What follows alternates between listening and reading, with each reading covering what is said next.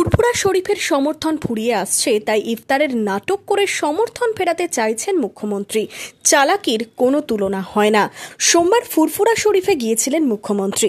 এই নিয়ে মঙ্গলবার বহরমপুরে জেলা কংগ্রেস কার্যালয়ে সাংবাদিক বৈঠকে আর কি বললেন অধীর রঞ্জন চৌধুরী।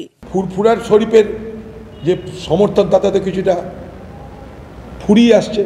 ফুরফুরা শরীফের সমর্থন মমতা ব্যানার্জির জীবনে তো ফুরিয়ে আসছে, সেটা ভেবে তিনি ওখানটা গিয়ে ইফতারের নাটক করে আবার সেটাকে ফেরাতে চাইছেন। তার চালাকি কোনো তুলনা হয় না, চালাকি কোনো তুলনা হয় না। আমাকে আরও জন্য কি সুন্দর হিন্দু মুসলমান বিভাজন করলো, হিন্দুগুলোকে মারা হলো, প্রচার করা হলো, হিন্দু তুমি এক হও, মুসলমান দেখো আমি তোমাদের জন্য আছি। কোনো দরকার নেই এগুলো। কী লাভ হলো? সমাজের বিভাজন চলে আসছে। আপনি তো সুযোগ করে দিচ্ছেন, বিজেপিকে দিয়েছেন। এই বাংলার মুখ্যমন্ত্রী আপনার হাত ধরে লাল কার্পেটের উপর দিয়ে হেঁটে বিজেপি বাংলায় প্রবেশ করেছিল।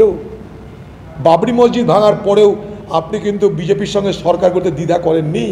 এখন আপনার দলের নেতারা শুনি বাবরি মসজিদে অনেক বড় বড় কথা বলেন, কেন ভেঙেছিল, এই করেছিল, তাই করে। আপনি কি করেছিলেন?